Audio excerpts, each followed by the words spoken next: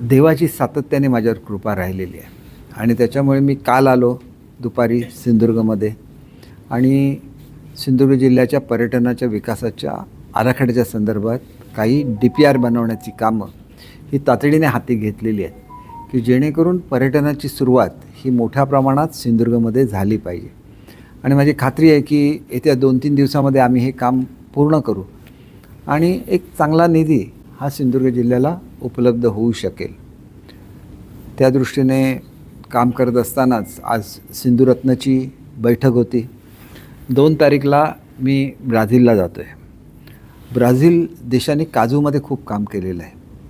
काजूचा जो रस असतो, या रसाचा जो एक काजूला विशिष्ट वास असतो रसाला, हा दूर करण्यामध्ये त्यांना यश आलेलं आहे. त्याच्यामुळे काजूपासून बिअरसुद्धा बनते तिथं, काजूपासून वाईन बनते, काजूपासून कोकाकोलासारखं फेसाळणारं पेय बनतं. खरं तर मी ज्यावेळेला चांदा ते बांधाचा अध्यक्ष होतो त्यावेळेला 2 कोटी रुपये कोकण कृषी विद्यापीठाला दिलेलं होतं आणि त्यांनीसुद्धा फेसाळणारं पेय हे तयार केलेलं आहे. परंतु त्याला मिल्की कलर असतो, म्हणजे दुधासारखा रंग असतो आणि इथं त्यांनी जे तयार केलं ते पूर्णपणे ट्रान्सपरंट असतं. पण एवढंच त्याचं वैशिष्ट्य नाही. आम्ही आता काय करतो आहे की आम्ही शेतकऱ्यांना यंत्र देतो आहे आणि त्यांनी रस हा त्यांच्या याच्यावर काढावा शेतावर आणि तो त्यांना उकळण्यासाठी आम्ही साहित्य दिलेलं आहे. तो रस उकळल्यानंतर तो तसाच राहतो आणि मग तो सगळा रस हा कोकण कृषी विद्यापीठ विकत घेईल. याच्यासाठी आजच मी 1,30,00,000 रुपये हे कोकण कृषी विद्यापीठाने जी मागणी केली होती ट्रान्सपोर्टेशनसाठी आणि प्रोसेसिंगसाठी, हे सगळे पैसे त्यांना रिलीज केलेले आहेत. त्याच्यामुळे येत्या सीझनपासून रेग्युलरली काजूचा रस विकत घेतला जाईल. पण ब्राझीलला जाण्यामागचं उद्दिष्ट असं आहे की ब्राझीलला अतिशय ॲडव्हान्स टेक्नॉलॉजी आहे आणि आपण बघतो की आपल्याकडे काजूचं बी काढल्यानंतर बोंड फेकून दिलं जातं. बोंडापासून ते रस तर काढतातच, परंतु बोंडाचा जो चोथा शिल्लक राहतात, ज्याला आपण पल्प म्हणू शकतो, या पल्पपासून आर्टिफिशियल मीठ तयार होतं. म्हणजे जसं मटण आहे, चिकन आहे, तशा तऱ्हेचं तयार होतं. त्याचे ते पॅटीस तयार करतात आणि जगभरामध्ये जसं मॅकडोनाल्डचे शॉप्स आहेत तसे व्हेगान फूड विकण्याचे शॉप्स आहेत आणि त्याच्यामध्ये हे विकलं जातं. तर आपल्याकडे जर आपण बोंडूला दर देऊ शकलो तर आपली पूर्ण अर्थव्यवस्था बदलून जाऊ शकेल आणि त्या दृष्टीने ही महत्त्वाचं आहे. मी स्वतः तर जाणार आहे, मी स्वतःच्या खर्चाने जाणार आहे. परंतु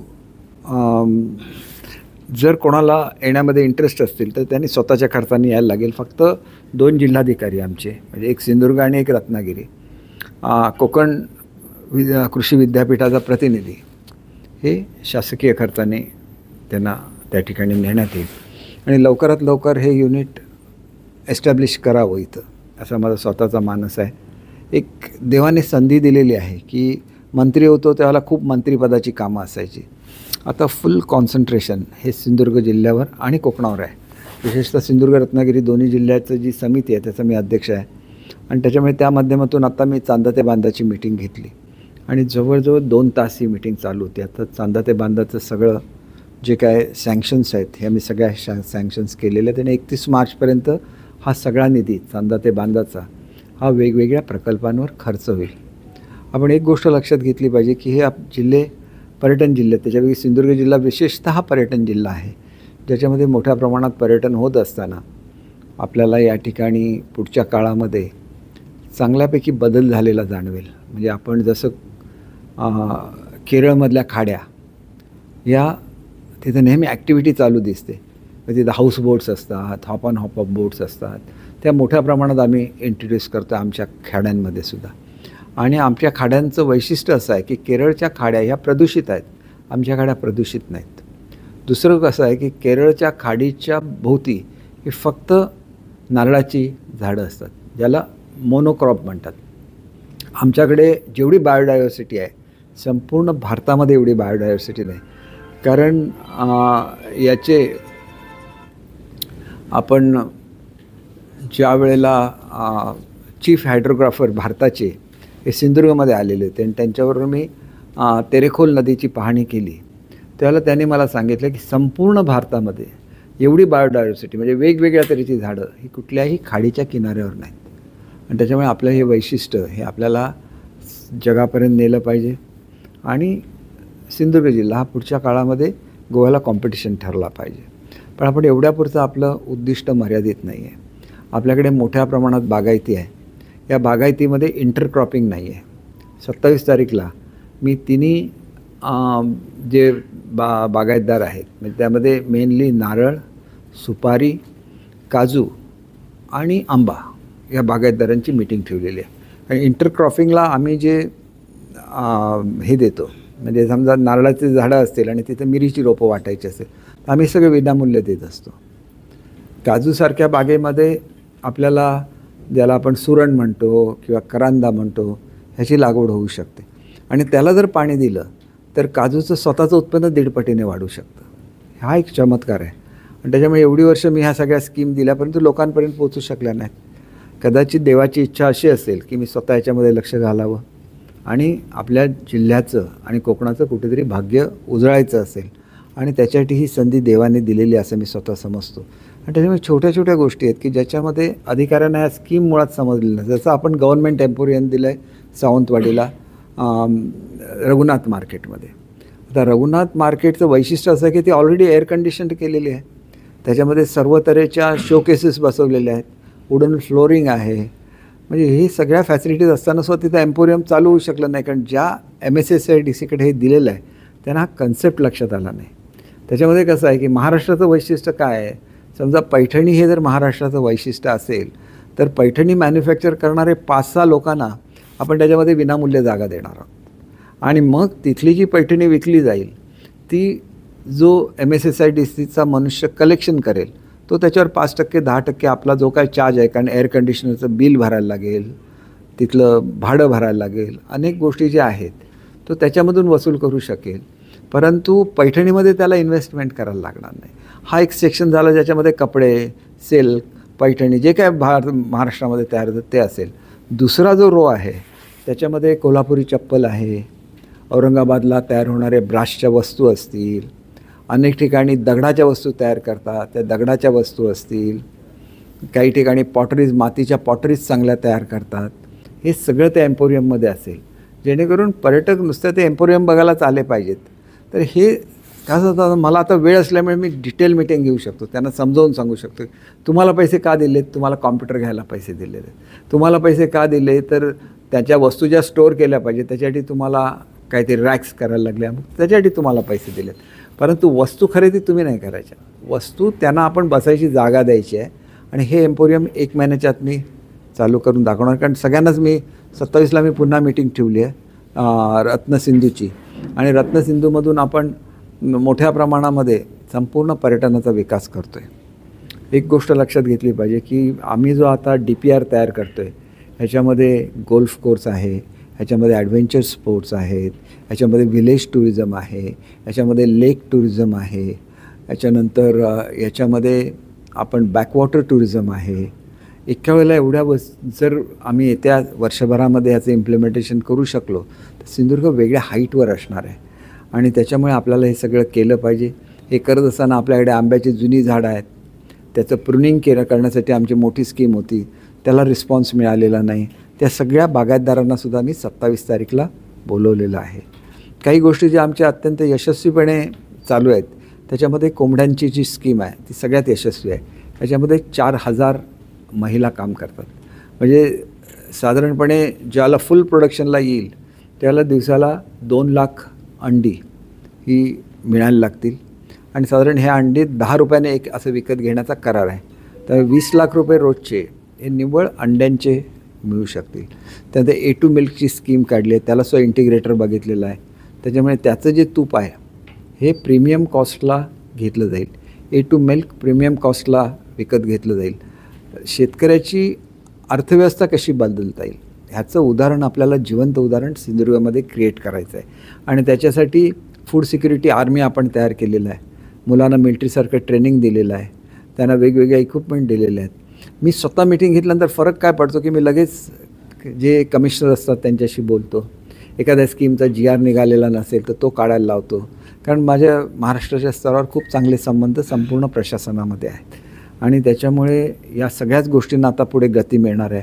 मग ती शेळ्या मेंढ्यांची स्कीम असेल तर तिथे कंपल्सरी डिपार्टमेंटचं असं होतं की तुम्ही इंटिग्रेटरच्या थ्रूच खरेदी केली पाहिजे. पण आपण बघितलं की इंटिग्रेटरच्या थ्रू घेतलेल्या शेळ्या मेल्या तर ते जबाबदारीला मग पुढे येत नाहीत. त्याच्यामुळे पूर्वी जे आम्ही काय करत होतो की आम्ही डायरेक्ट विकत घेत होतो शेळ्या आणि त्या शेतकऱ्यांना देत होतो. तर तसं ते पुन्हा सुरू करावं अशी आम्ही सजेशन गव्हर्नमेंटला दिलेली आहे. शेवटी मी ज्यावेळेला त्याच्यामध्ये काम करतो त्यावेळेला त्याला एक मोठा दबाव हा वेगवेगळ्या अधिकाऱ्यांवर सुद्धा येणार आहे की वेळेमध्ये काम पूर्ण करणं. आणि ह्या दृष्टीने सुद्धा चांगला असा रिस्पॉन्स संपूर्ण सिंधुदुर्ग जिल्ह्यातले अधिकारी देत आहेत. फिशरीजच्या संदर्भात आपण ज्या अनेक स्कीम केलेल्या आहेत त्याच्यामध्ये आपण इन्सुलेटेड व्हॅन्स देतो, आउटबोर्ड इंजिन देतो, महिलांना स्कूटर्स देतो. या सगळ्याचं वितरण आता चालू आहे. दशावतारी जे कलावंत आहेत त्यांना आपण बसेस दिलेले आहेत. त्याच्यामुळे त्यांचा प्रवासाचा खर्च मोठ्या प्रमाणात कमी होणार आहे आणि एक उद्योगाचं नवीन दालन हे त्यांच्यासाठी खुलं होणार आहे. इथं जसं आपण या बसेस देतो आहे तशाच टुरिस्टना छोट्या छोट्या गावामध्ये नेल्याशिवाय छोट्या गावामधलं पर्यटन वाढणार नाही. म्हणून आपण लक्झुरी बसेस खरेदी केलेल्या आहेत आणि ज्या महिलांचे बचत गट आहेत त्यांना ह्या लक्झुरी बसेस आपण चालवायला देणार आहोत. या बसेस साधारण 31 तारीखनंतर उपलब्ध होतील. त्यानंतर हाऊसबोट आपण मोठ्या प्रमाणात तिन्ही खाड्यांमध्ये म्हणजे विजयदुर्ग, त्याच्यानंतर तारकर्ली आणि तेरेखोल तिन्ही ह्याच्यामध्ये मोठ्या प्रमाणात हाऊसबोट सुरू करतो आहे. हे सगळं केल्यानंतर जिल्ह्याला एका वेगळ्या दिशेने आपण नेण्यामध्ये यशस्वी ठरू याची मला खात्री आहे. आणि इतर अनेक जे आम्ही स्कीम दिलेल्या आहेत त्याच्यामध्ये विजयदुर्गला आपण आंग्रे हे जे आपल्या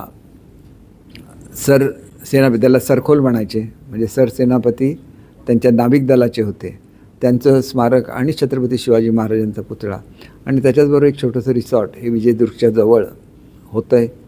त्याच्याचबरोबर आपण ज्या ठिकाणी ॲडव्हेंचर स्पोर्ट्स करतो आहे त्या ठिकाणी छोटंसं रिसॉर्ट असणार. ज्या ठिकाणी आपण गोल्फ कोर्स करतो आहे त्या ठिकाणी कन्व्हेन्शन सेंटर आणि 5 स्टार हॉटेल असणार आहे. आणि हे सगळे प्रकल्प एका वेळेला होत आहेत आणि हे करण्यासाठीच कदाचित मला देवाने ही संधी दिली असावी की अधिकचा वेळ हा मी माझ्या रिजनला कोकणाला द्यावा. आणि याच्यामधून मग इतर जे अनेक प्रकल्प जे अर्धवट राहिले ज्याच्यामध्ये मॅनग्राव्ह वॉकचा प्रकल्प आहे जो 15 कोटी रुपयाचा प्रकल्प आहे. या ठिकाणी मल्टीस्पेशिस हॅचरी मी मंजूर करून घेतली होती ती जवळजवळ 150 कोटी रुपयाची आहे. हे सगळं आता जाग्यावर आणायला लागेल. फिशिंग व्हिलेजच्या कामाचं 3,50,00,000 टेंडर निघालेलं आहे. आता ह्या सगळ्याची अंमलबजावणी करायला लागेल आणि ह्याच्यासाठी कोऑर्डिनेशन करण्यासाठी आमचे जिल्हाधिकारी उत्कृष्टपणे काम करत आहेत. इतर सगळ्या अधिकाऱ्यांना कामाला लावलेलं आहे. आणि आपण बघितलं की आज मी आलो, आज 24 तारीख आहे, लगेच 27ला मी पुन्हा मीटिंग ठेवलेली आहे. त्याच्यामुळे कॉन्स्टंटली मीटिंग्ज होत राहतील, इम्प्लिमेंटेशन होत राहतील आणि लोकांना रोज नवीन काहीतरी उभं राहिलेलं बघायलासुद्धा मिळत राहील. अशा तऱ्हेने आपल्याला मी जी काही कमिटमेंट केलेली होती माझ्या मतदारसंघातल्या लोकांना केलेली होती ती मी पूर्ण करतो आहे आणि जिल्हावासियांना माझ्याकडून ज्या अपेक्षा आहेत त्यासुद्धा मी पूर्ण करतो आहे. सुदैवाने कोकणाशी संबंधित अतिशय 2 महत्त्वाची खाती ही नितेशजींकडे आलेली आहेत. त्याच्यामुळे एक बंदर खातं आहे आणि दुसरं फिशरीज हे खातं आहे. ही दोन्ही अतिशय महत्त्वाची खाती आहेत. ही खाती चालवत असताना माझं त्या फील्डमधलं जे काही नॉलेज असेल ते पूर्णपणे त्यांच्या पाठीशी उभं राहील. मी फिशरीजच्या संदर्भात अभ्यास करण्यासाठी केरळच्या किमान 10 तरी ट्रिप केलेल्या होत्या. केरळ हे भारतामध्ये फिशिंगमध्ये सर्वात आघाडीचं राज्य आहे. परंतु त्याच्याचबरोबर आपल्या सरकारने एक कमिटी नेमली होती आणि जगभरामधल्या ज्या चांगल्या फिशिंगच्या प्रॅक्टिसेस आहेत, मार्केट्स आहेत, याचा एक अहवाल तयार केलेला होता. तो अहवालाचासुद्धा मी खूप अभ्यास केलेला आहे. हे फिशिंगच्या संदर्भात काम करत असतानाच आपल्याला फिश फार्मिंग ज्याला आपण ॲक्वाकल्चर म्हणतो याला मोठ्या प्रमाणात स्कोप आहे आणि आपली मल्टीस्पेशिस हॅचरी ही त्याच्यासाठीच आहे. आणि त्याच्यामुळे तुम्ही बघाल की त्या काळामध्ये आपण जसं फिशिंगमध्ये काम करू तसंच ऑर्नामेंटल फिशचं आपला प्रोजेक्ट पूर्ण झालेला आहे. आता त्या संदर्भात जे तरुण आहेत त्यांचं ट्रेनिंग सुरू होईल आणि त्यांना फार मोठं मार्केट हे ऑर्नामेंटल फिशचं भारतामध्ये आणि जगभरामध्ये, तर तो मोठा रोजगार हा आपल्या लोकांना उपलब्ध होईल. प्रत्येक ठिकाणी छोटं असं करत प्रचंड रोजगार हा आम्ही निर्माण करतो आहे. अनेक ज्या फॅमिलीज आहेत त्यांना आम्ही स्वतःच्या मालकीची हॉटेल्स देतो आहे, 5 रूमचे हॉटेल्स देतो आहे. आणि हे जर असंच चालू राहिलं तर माझी खात्री आहे की एक चांगली जागृती ही लोकांच्यामध्ये होईल. ज्यावेळेला आम्ही फूड सिक्युरिटी आर्मी तयार करतो आहे, त्याच्यामध्ये शेतकऱ्यांच्या मुलांना आपण मिलिटरीसारखं ट्रेनिंग देणार, त्यांना सगळ्या तऱ्हेच्या इक्विपमेंट देणार आहे आणि ते लोकांना शेतं नांगरून देणार, शेतं लावून देतील, शेतं कापून देतील, जिथं बंधारे बांधायचे तिथं बंधारे बांधतील. जसं आपली मिलिटरी काम करते देशासाठी, तसं ते आपल्या भागासाठी काम करतील.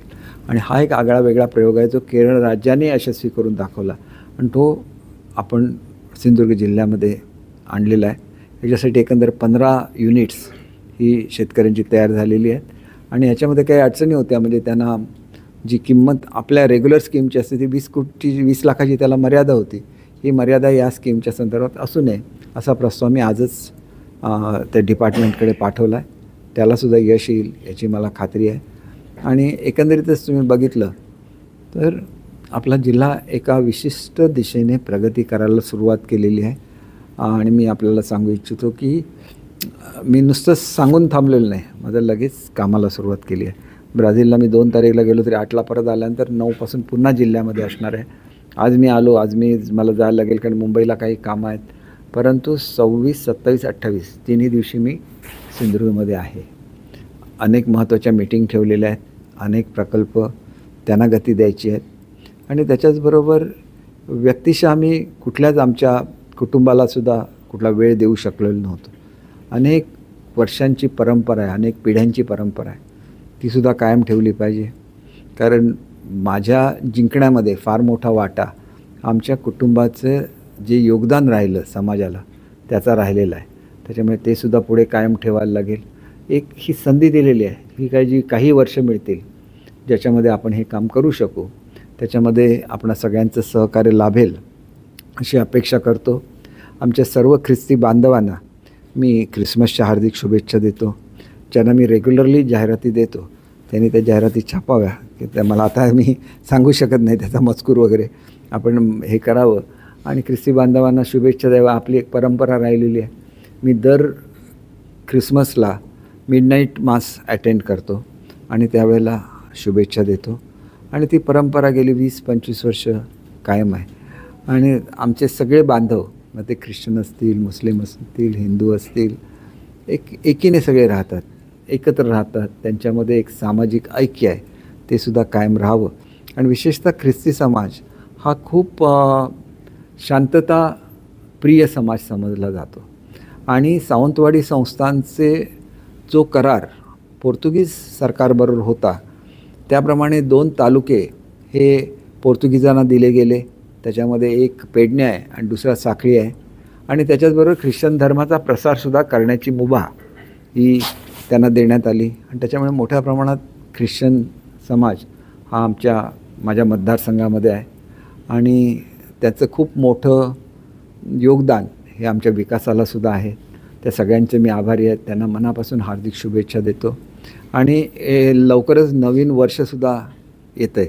त्या नवीन वर्षाच्या सर्व सिंधुदुर्गवासियांना हार्दिक शुभेच्छा देतो. खरं नवीन वर्षामध्ये सिंधुदुर्गाला यायला मिळावं म्हणून सगळेच पर्यटक उत्सुक असतात, पण आपल्याकडे एवढ्या राहण्याच्या सुविधासुद्धा नाहीत. आहेत ती हॉटेलं सगळी आजपासूनच फुल झालेली आहेत. त्याच्यामुळे लोक येतील. परंतु मी आपल्याला खात्री देऊ इच्छितो की येत्या 6 महिन्यामध्ये किमान 600 रूम्स हे आम्ही नव्याने तयार करू. तेवढ्या आम्ही प्लॅनिंग केलेलं आहे. आम्ही नुसत्याच सिंधुरत्नमधून दिलेल्या कॉटेजेसमधून 500 रूम्स क्रिएट होणार आहेत आणि इतर 100 रूम या वेगवेगळ्या खाजगी माध्यमातून लगेच येत्या 6 महिन्यामध्ये आम्हाला उभ्या करायच्या आहेत. त्या आम्ही उभ्या करून दाखवू. आणि जिल्हा एका वेगाने वाटचाल करत असताना विशेषतः कुडाळचे आमदार निलेशजी राणे यांचंसुद्धा एक पॉझिटिव्ह ॲटिट्यूड असतं. मी मोठ्या प्रमाणामध्ये सिंधुरत्नमधून लाईटची कामं देतो आहे. म्हणजे आमच्याकडे अनेक जे पर्यटनाचे प्रकल्प आहेत तिथं पुरेशा दाबाने वीज पुरवठा होत नाहीत.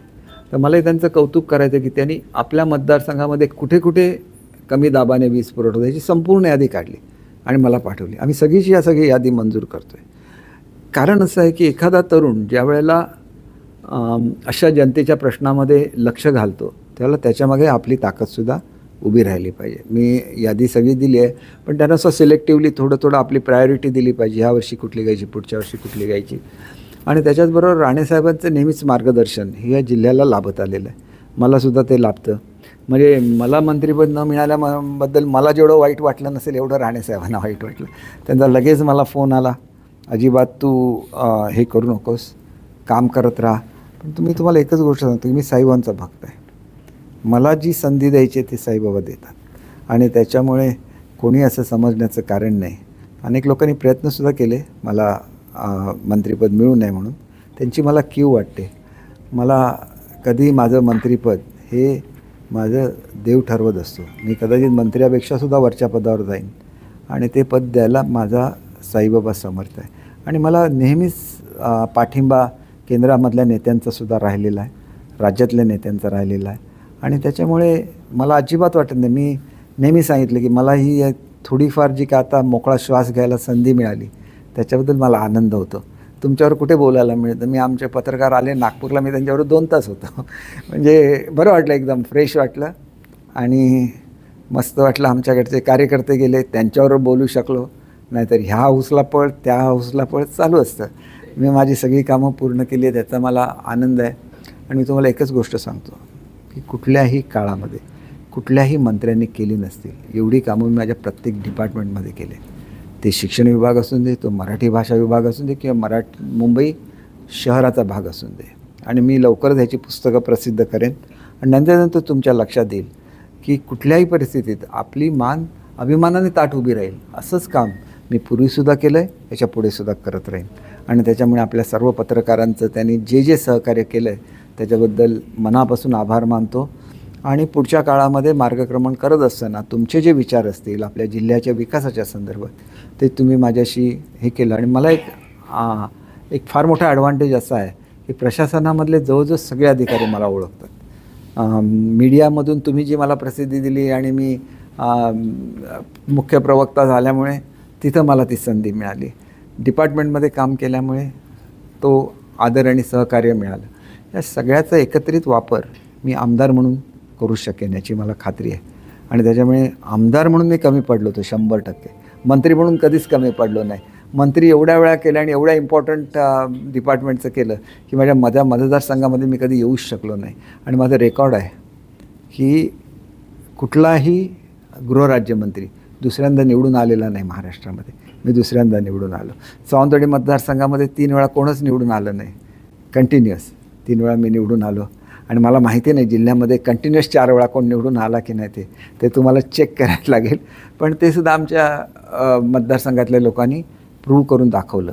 त्याच्यामुळे माझी सगळ्यात मोठी जबाबदारी माझ्यावर कोणाची असेल तर ती सावंतवाडी मतदारसंघातल्या लोकांची आहे. जी परंपरा त्यांनी मधु दंडवते साहेबांच्या बाबतीत दाखवली ती त्यांनी माझ्या बाबतीत दाखवली की दंडवते साहेब काम करायचे भारताच्या संसदेमध्ये पण प्रेम मात्र करायची सिंधुदुर्गची लोकं. तसं मी काम करत राहिलो महाराष्ट्रासाठी, प्रेम करत राहिले आमच्या मतदारसंघातली लोकं. हे त्यांचं वैशिष्ट्य आहे. त्याच्यामुळे त्यांना जेवढं मिळेल मी तुम्हाला सांगतो महाराष्ट्रातल्या कुठल्याही मतदारसंघात मिळत नाही एवढ्या सुविधा मी त्यांना मिळवून देईल एवढं मी आपल्याला निश्चितपणे सांगतो.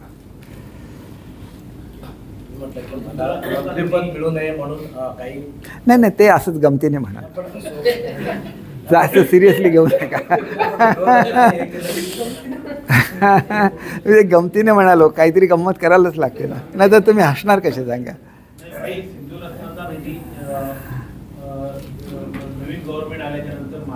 सिंधुरत्न योजना ही कायम चालू राहील.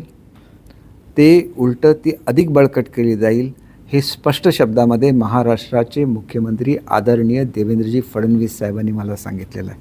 आणि त्याच्यामुळे मी कशा रीतीने काम करतो याची पूर्ण कल्पना महाराष्ट्राच्या मुख्यमंत्र्यांना आहे. ते माझ्यावर अतिशय प्रेम करतात. तुम्हाला सिंधुरत्न योजनाचं स्वरूप हे अधिक मोठं झालेलं दिसेल. एवढंच नाही तर संपूर्ण कोकणालासुद्धा उद्या त्यांनी ती योजना लागू केली तर तुम्हाला त्याचं आश्चर्य वाटायला नको. एवढं चांगलं काम हे सिंधुरत्न आणि चांदा ते बांधामधून झालेलं आहे. सिनियर मंत्री असून नेमकं भाई काय झालं मंत्रिपद न मिळण्याचं काय वाटतं? आता हे भरत केसरकरांना जास्त माहिती असणार कारण तुमचे कॉन्ट्रॅक्ट सगळ्यात जास्त आहेत भरतचे. मी कधीतरी तुमचं एकदा खाजगीमध्ये भेट घेणार होतो आणि तुम्हाला विचारणार होतं की नेमकं काय झालं. असं तर होऊ शकत नाही. म्हणजे परफॉर्मन्समध्ये मी कमी पडूच शकत नाही. कारण काय माहिती आहे, जर तुम्ही परफॉर्मन्स वाईज काढला तर माझ्या मागच्या टर्मलासुद्धा मी 1 नंबरला होतो राज्यमंत्र्यांमध्ये. ह्या खेपेलासुद्धा पहिल्या 4 मंत्र्यांमध्ये 100% मी आहेच. कोणी माझं काम बघावं.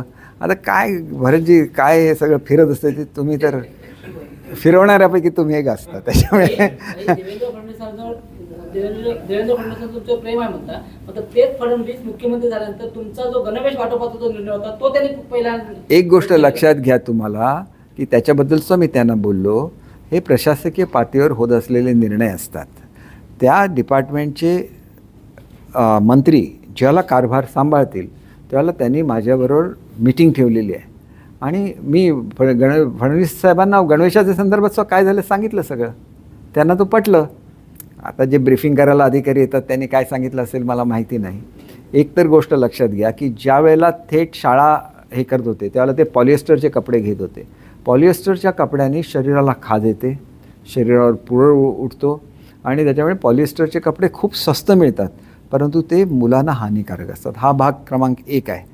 दुसरं असं आहे की आम्ही ज्यावेळेला कपडे खरेदी करतो, एक गोष्ट त्याच्यामध्ये चुकलेली आहे की एकच व्हेंडरसाठी जाहिरात माझ्या डिपार्टमेंटने काढलं. ज्यावेळेला आम्ही पुस्तकं छापतो त्यावेळेला आमची पुस्तकं ही महाराष्ट्रामधल्या भारतातल्या ज्या फॅक्टरीज आहेत सगळ्या 4-5 मोठ्या ज्या मिल्स आहेत त्यांच्याकडून आमचा कागद येतो. म्हणजे एका मिलला आम्ही कधी ऑर्डर देत नाही, कारण एवढी मोठी ऑर्डर एक मिल पूर्ण करू शकत नाही. दुसरं गोष्ट आहे की ज्यावेळेला पुस्तकं आमची प्रिंटिंग होत असतात त्यावेळेला महाराष्ट्रातल्या सगळ्या एजन्सीज हे ते प्रिंटिंगचं काम करत असतात. त्याच्यामुळे हाच निकष हा ड्रेसला लावायला लागेल. एकच सप्लायर निवडण्याऐवजी जर 6 सप्लायर 6 डिव्हिजनसाठी निवडले तर त्यांना वेळेमध्ये जाईल. त्याच्यानंतर पहिल्यांदाच महिला आर्थिक विकास महामंडळाने हे काम केलेलं होतं, त्याच्यामुळे त्याला त्यांचा अनुभव नव्हता. तिसरी गोष्ट, स्काउट अँड गाईड आम्ही कंपल्सरी केलेलं आहे. स्काउटने आयत्या वेळेला आपल्या ड्रेसचा कलर चेंज केला. आम्हाला स्काय ब्ल्यू पुढल्या वर्षीपासून येणार म्हणून सांगितलं आणि त्यांनी स्टील ग्रे कलर हे केला आणि त्याच्यामुळे प्रोडक्शन थांबवायला लागलं. पुन्हा एवढ्या कपड्याची निर्मिती पुन्हा करायला लागली. यांना काय माहिती असतं, अधिकारी नव्याने आलेले असतात, त्यांना काही माहिती नसतं, त्यांना कशामध्ये इंटरेस्ट नसतो. त्यांना एकच माहिती असतं की या ठिकाणी पोचलं नाही तर काय करा, त्यांना देऊन टाका. अरे शूज आणि सॉक्स मी दिले मुलांना, सगळे शूज आणि सॉक्स खरेदी करण्याचे अधिकार दिले. का दिले? त्याच्यामध्ये काय होऊ शकत नाही, सॉक्ससारखाच मिळणार. काय ब्लॅक कलरचा शूज हा ब्लॅक कलरचा शूज मिळणार, तो कुठल्या कंपनीचा घेतला तरी तो टिकणार. परंतु ड्रेसच्या बाबतीत तसं नाही आहे. आणि दुसरी एक गोष्ट अशी आहे की ड्रेसच्या बाबतीत जर महिला आर्थिक विकास मंडळाने ठरवलं आणि आता जरी जाऊन मापं घेतली तरी पहिलीतलीच मुलं फक्त नवीन येतात, बाकी सगळी मुलं तीच असतात जी पुढच्या वर्गात जातात. त्यामुळे हे थोडंसं कसं, आत्ता मला थोडा वेळ मिळाल्यानंतर मी लक्ष घालू शकलो, तसं गणवेशाच्या संदर्भात मी जास्त लक्ष घालू शकलो नाही. परंतु ठाकरेंनी विचारलं त्याला सणसणीत उत्तर दिलं. असं उत्तर दिलं, तर 11 कोटी रुपयांनी कमी आलेलं टेंडर, त्याच्यामध्ये मलाई कोण खाणार? मलाईच्या ना, मलाई खोक्याच्याशी यांना काही दिसतच नाही. अरे आम्ही 11 कोटी रुपयाचं कमीचं टेंडर येणं म्हणजे केवढी कॉम्पिटिशन झाली असेल कल्पना करा तुम्ही. आणि तिथला कपडा हा दर 5,000 मीटर 10,000 मीटरवर सेंट्रल एजन्सी चेक करते आणि 20-25 हजारापेक्षा महिला जास्त काम करतात. त्या महिलांना रोजगारापासून वंचित करायचा कोणाला अधिकार आहे? एखाद्या वर्षी ठीक आहे, पहिलं वर्ष असल्यामुळे काही त्रुटी राहिल्या, पुढल्या वर्षी या त्रुटी राहणार नाहीत. आपल्याला काहीतरी खूप समजतं असं कोणी समजू नये. हे बघा, मी तळमळून काम करतो. एक गोष्ट लक्षात घ्या, की माझ्या 3rd जनरेशनची हे आहे संपन्नता. 3री किंवा 4थी पिढी आहे जी एवढी संपन्न आहे आणि त्याच्यामुळे आम्हाला एकतर कशामध्ये इंटरेस्ट नसतो. माझा इंटरेस्ट एकमेव महाराष्ट्राच्या मुलांमध्ये आहे आणि ती जर बदनामी कोण करायला गेलं तर ते मी सहन नाही करणार. मुलांना मी वह्यांची पानं का दिली? 60% मी बोजा कमी केला आहे. काय कळतं? तुमची मुलं परदेशी शाळांमध्ये जातात, तुम्हाला काय माहिती आहे गरीब मुलाचं काय असतं ते? गरीब मुलाला वह्या मिळण्यासाठी एखाद्या सामाजिक कार्यकर्त्याचा वाढदिवस यायला लागतो, त्या दिवशी त्यांना मुलं हे मिळतात. कोणाला माहिती आहे? मी त्यांच्या प्रत्येकाला वह्यांची पानं देण्याची व्यवस्था केली. का दिली? माझ्या मुलांनी कोणाच्या वाढदिवसाची वाट बघता कामा नये. त्याच्या हक्काची जशी पुस्तकं त्याला मिळतात त्याच्या हक्काच्या वह्यासुद्धा मिळाल्या पाहिजेत. म्हणून माझ्या वाटेला शक्यतो कोणी येऊ नये, कारण मी स्ट्रेट फॉरवर्ड मनुष्य आहे. बोलतो आणि बोलल्यानंतर असं प्रत्येकाला हे करतो, तर माझ्या अंगावर जो येत नाही त्याच्याबद्दल मी काहीच बोलत नाही. माझ्या अंगावर कोण आलं तर मला सगळं काढायला लागेल. म्हणून एक गोष्ट लक्षात घ्या, जे मी मुलांसाठी चांगलं केलं आहे त्याच्यामध्ये ढवळाढवळ कोणी करण्याचा प्रयत्न करू नये. मी मंत्री असणं नसणं हा एक वेगळा भाग आहे, तो प्राक्तनाचा भाग असतो. त्याच्यामध्ये अनेक फॅक्टर्स काम करत असतात. परंतु आजही माझं मंत्रिमंडळातलं वजन तेवढंच आहे. आजही मुख्यमंत्री उपमुख्यमंत्र्यांवरचं माझ्यावरचं प्रेम तसंच आहे आणि ते तसंच राहणार आहे. त्याच्यामुळे कोणी अशी हिंमत करू नये एवढंच मला सांगायचं आहे.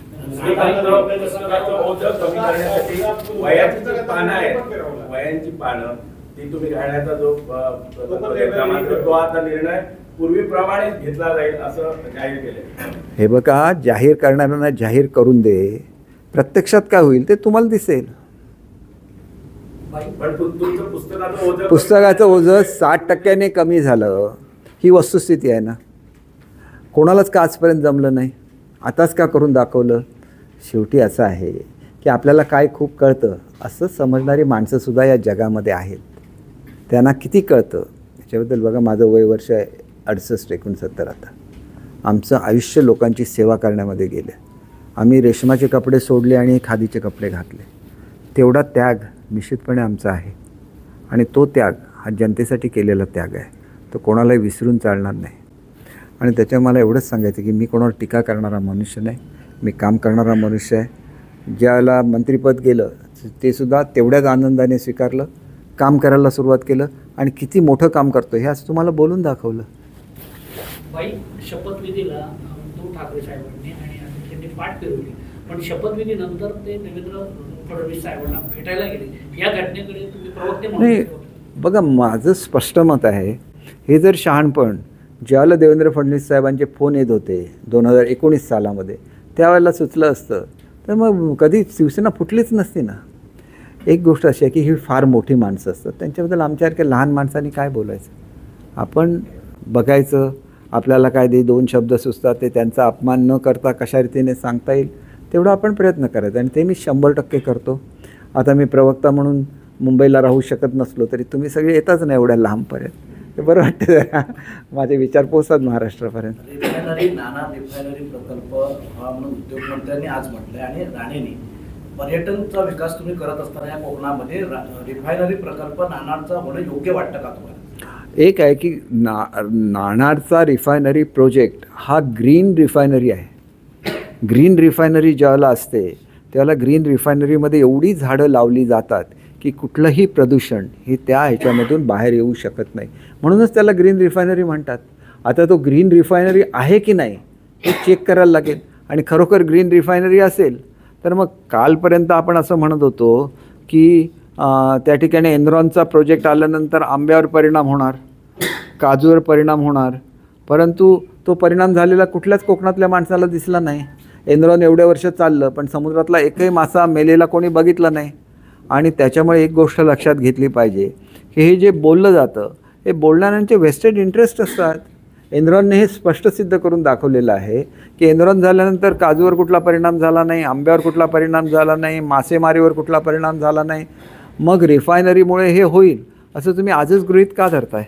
आणि त्यातल्या त्यात ती ग्रीन रिफायनरी आहे, तरी मग ग्रीन रिफायनरीची माहिती मागवायला लागेल, लोकांपुढे ती आणायला लागेल आणि मग त्याच्यानंतर त्याच्याबाबत आपण कॉमेंट करू शकू. परंतु राणेसाहेब स्वतः उद्योगमंत्री होते केंद्रामध्ये, त्यांना ह्या प्रकल्पाची पूर्ण माहिती आहे. उदय सामंत तर एवढे हुशार आहेत की त्यांच्याबद्दल कोण बोलूच शकत नाही, त्यांना तर पूर्ण माहिती असते जगभराची. तर त्याच्यामुळे त्यांनी निश्चितपणे त्याच्यावर अभ्यास केलेला असणार. रामटेक बंगला चंद्रशेखर बावनकुळेंना अलॉटमेंट केला पण तो आता त्यांनी घेण्यास नकार दिला. रामटेक बंगला तुम्ही 2.5 वर्ष राहिला, तुम्हाला असं काय अनुभव वगैरे आहे काय? बघा, दुसरं असं आहे की 99 पासून आतापर्यंत ज्यांनी हे रामटेक बंगले घेतले त्यांनी राजीनामे दिले, कुठच्या तरी भ्रष्टाचारात सापडले आणि त्यालाच कोणी तुम्हालाही मंत्रिपदातून मला भ्रष्टाचारात सापडलो नाही ना, ही तर चांगली गोष्टी आहे की नाही. आणि तुम्हाला कोणीतरी चुकीची माहिती सांगितलेली आहे. बघा, 2-3 वेळा असं झालं की माझ्यापूर्वी रावल तिथं राहिले होते, त्यांचं मंत्रिपद गेलं, एवढं मी समजू शकतो. पण तिथं राहिलेला प्रत्येक मनुष्य हा मुख्यमंत्री महाराष्ट्राचा झालेला आहे. शरद पवार साहेब राहिले, मुख्यमंत्री झाले. विलासराव देशमुख राहिले, मुख्यमंत्री झाले. शिवाजीराव पाटील निलंगेकर राहिले, मुख्यमंत्री झाले. मग निलंगेकर साहेबांच्या बाबतीत कोणी असं एक्सपेक्टचं केलं नव्हतं, मुख्यमंत्री झाले. मग तो वाईट आहे का बंगला? एक गोष्ट अशी आहे की मंत्रिपदावरून गेल्यानंतर मला रावल साहेबसुद्धा भेटले होते. ते म्हणाले माझं गेलं तुमचंही गेलं. परंतु मी तुम्हाला एक गोष्ट सांगतो, आज लिहून ठेवा आणि आज तुमचं रेकॉर्डिंग चालू आहे, मंत्रिपदापेक्षा मोठ्या पदावर मी जाईन. एवढी त्या बंगल्यामध्ये पवित्रता आहे. मी तिथं आल्यानंतर तिथं गणपतीची स्थापना केलेली आहे. त्याच्यामुळे कुठलीही वास्तू वाईट नसते. वास्तू नेहमी आशीर्वाद देत असते. फक्त तुम्हीसुद्धा त्या वास्तूची तशी सेवा करायला लागते. त्या वास्तूलासुद्धा जपायला लागतं. आणि माझी खात्री आहे की मी तुम्हाला सांगितलं की मला हा आशीर्वाद मिळालेला आहे. नाहीतर मी मंत्री राहिलो असतो तर मी माझ्या जिल्ह्यामध्ये येऊन ही कामं करूच शकलो नसतो. आणि आज मी फर्स्ट टाईम रिअलाईज केलं की अधिकाऱ्यांना स्कीम म्हणजे काय ते कळलेलंच नाही आहे. त्यांनाही समजावून सांगायला लागेल, ही कामं करून घ्यायला लागतील. आणि ती जर कामं करून घ्यायची आहेत म्हणून मला जर एक ब्रेक दिला असेल तर ब्रेक के बाद देखिए क्या होता है. तुमचा आग्रह राहणार का? हा बंगला तुमच्याकडेच राहावा? बिलकुल नाही. तुम्ही ज्यावेळेला बंगल्यात मंत्री नसता त्यावेळेला तुम्ही बंगल्यात राहू शकत नाही. मी माझा फ्लॅट बघायला, मी असा मंत्री आहे बघा, माझा आजही मुंबईमध्ये स्वतःच्या मालकीचा फ्लॅटसुद्धा नाही. मी माझे पैसे सगळे गोरगरिबांवर खर्च करतो. माझा स्वतःचा फ्लॅट नसलेला म्हटलं हार्डली कोणी आमदार असेल की ज्यांचा स्वतःचा राहण्याचा नाही. आणि 2-2 वेळा मंत्री झालेल्या माणसांचा मुंबईमध्ये स्वतःच्या मालकीचा फ्लॅट नाही. हे कोणाला पटणार सुद्धा नाही. मी सध्या शोधतोय. हां, म्हणजे ते गाणं होतं ना, आशियाना ढूंढते, तसं मी आपलं बघतोय कुठे फ्लॅट कोणाचा भाड्याने. आदित्य ठाकरे ने आपके ऊपर स्कूल बच्चों की यूनिफॉर्म वितरण में भ्रष्टाचार का देखिए, आदित्य ठाकरे ये नासमझ है. इनकी एज है उतनी भी उनकी अकल नहीं है. क्योंकि जो कपड़ा लिया गया उसमें 11 करोड़ कम में वो टेंडर आया था. 11 करोड़ कम में तो किसको क्या मिलेगा. इनको ये आदत हो गई है म्यूनसिपाल्टी की वजह से. करोड़ों रुपया उनके पास आता है तो उनको वो खोके बोलते हैं. जब थोड़ा पैसा आता है तो उसको मलाई बोलते हैं. तो ये इनकी आदत बन गई. देखिए, आदित्य जी की वजह से शिवसेना के टुकड़े हो गए.